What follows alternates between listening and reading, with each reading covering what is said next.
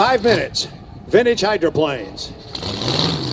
E70 the Agitator away from the dock. Here comes David Leach in the Buccaneer. And we're going to have all our vintage boats out here at once. We're going to run them combined.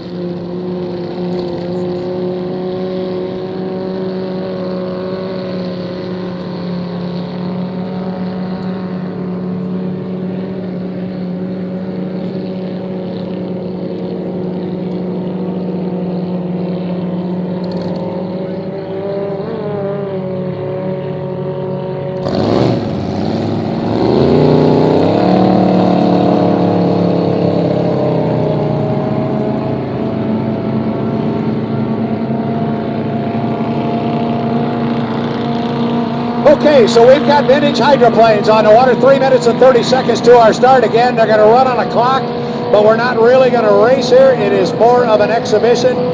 If you put your hard-earned dollars and so forth into restoring one of these, you'd want to make sure you don't hurt it. Check out that Agitator, christened on July the 4th, 1965. Boat spent most of its career running in Montana, also spent a lot of time down in California.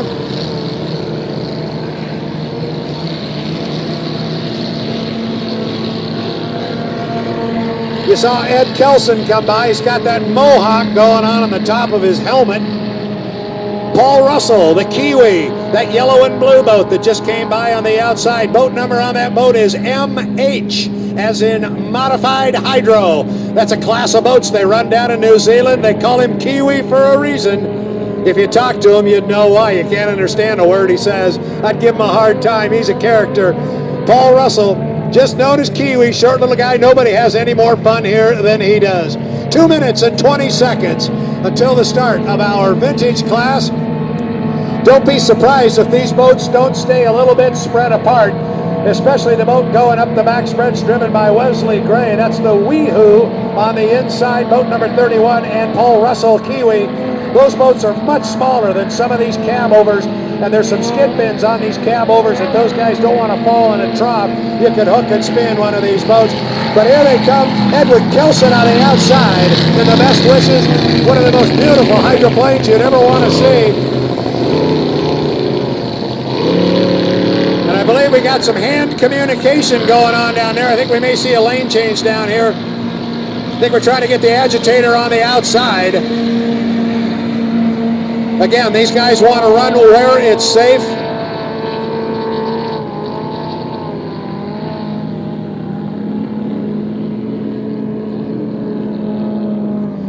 Standing here with Aaron Stevens. Now, I'm of a particular vintage here, Aaron. When I saw a lot of these boats run, you're too young, but you like these things. I always find you looking close to the water when the vintage boats are in. Well, you know, I kind of get into my history buff mode when it comes to these boats.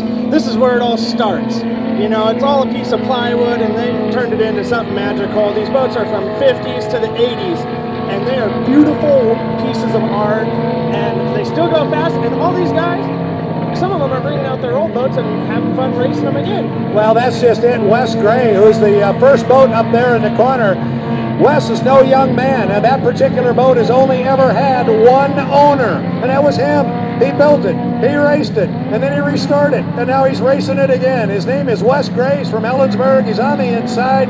We're coming down here with 29 seconds. Forget about the clock. They're just out here to put on a show. And it's Paul Russell and Wesley Gray coming across on just, this is just a beautiful sight in the late afternoon sun here on Lake Pateros. Nothing better. No, it's really not. It's quite beautiful. You know, watching all these boats come out here and run, I think there's a couple world record holders. I'm thinking 1, 2, 3, maybe 4 world record holder boats in their time. Yeah, there's a good sound right there as they got a green flag. Paul Whitley took that best wishes off a plane trying to stay behind the clock there, and he really had to get on it to get it back up again, but he's up and running with him in lane 2. Oh, yeah.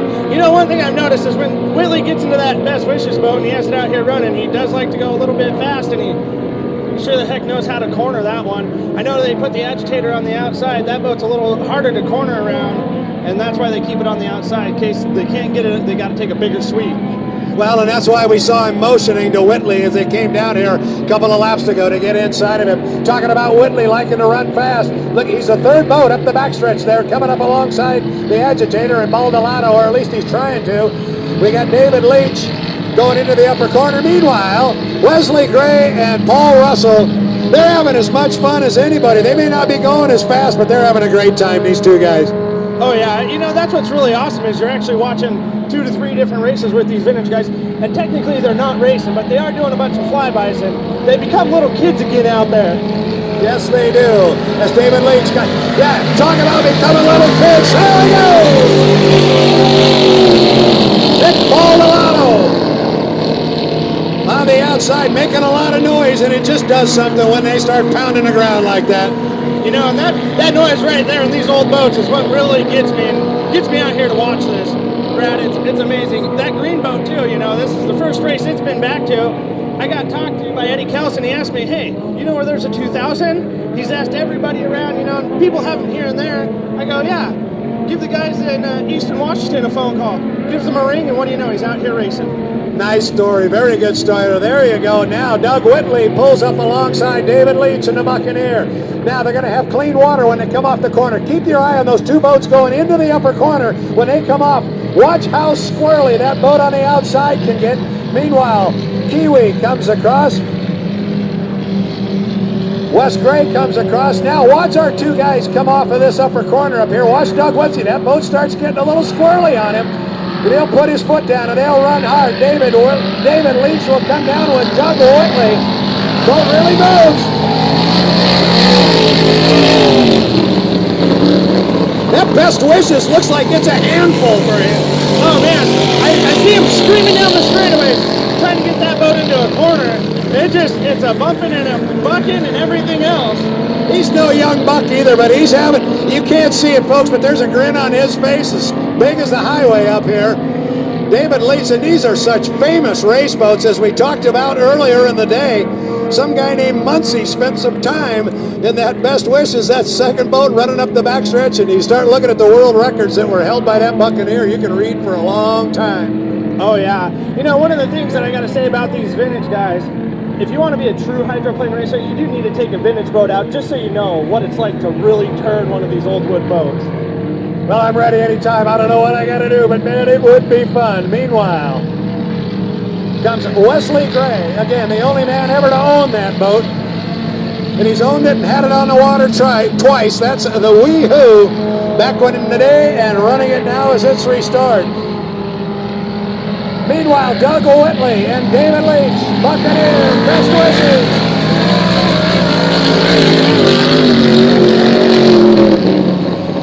So a nice lazy summer afternoon on Lake Sammamish. Nick Baldolado in the agitator. And Ed Kelson. First time they've had that boat, Kelson's boat, wet. It's come out here, it's run 3 times, it looks fine. You know, I've heard a lot about that boat. I've heard a lot of great stories. It raced in the, I want to say in the 80s and early 90s. A guy had it and he was going to try and convert it to run with these 2.5 stocks that are sitting here waiting. And he kept going about it, had a cockpit all the way installed, said, nah, let's restore it as the old gangrene. And that's how they started this. And it's amazing the work that they've done in the last couple of months on that boat. It's beautiful, it's cool. And it's back out here, and I think even that boat holds a few records. That's amazing, Aaron. Like for a guy, you must have done your research because you don't remember this stuff. You weren't around when these guys were running. Checkered flag is hanging on the barge. And I'll tell you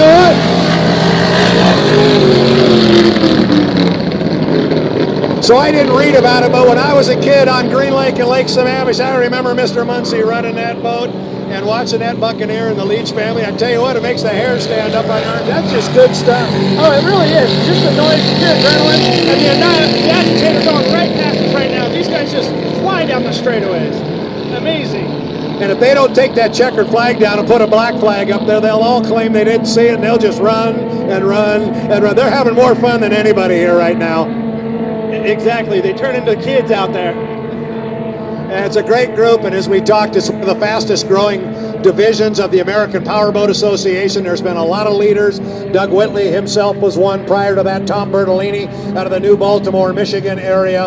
And it is just a great, great group of people, a great family of people, and preserving this history. And it's not only these boats, we've got the Vintage Unlimiteds now run. I mean, the vintage stuff is so great to preserve the rich history of this sport. You know, and that's what's really awesome, and that's part of the reason why I like this. But you don't see this stuff anymore. The way you can see how the sport has literally evolved. You see a fin on the back of a boat, and now you look at all the other boats. Some have them, some don't. But the sponsons, the fins, pickle forks, shovel noses, some are flat noses. It's evolution, and it's great history to watch it run right in front of you. And you're seeing a lot of that evolution right here. You got round nose boats, you got some with drop sponsons.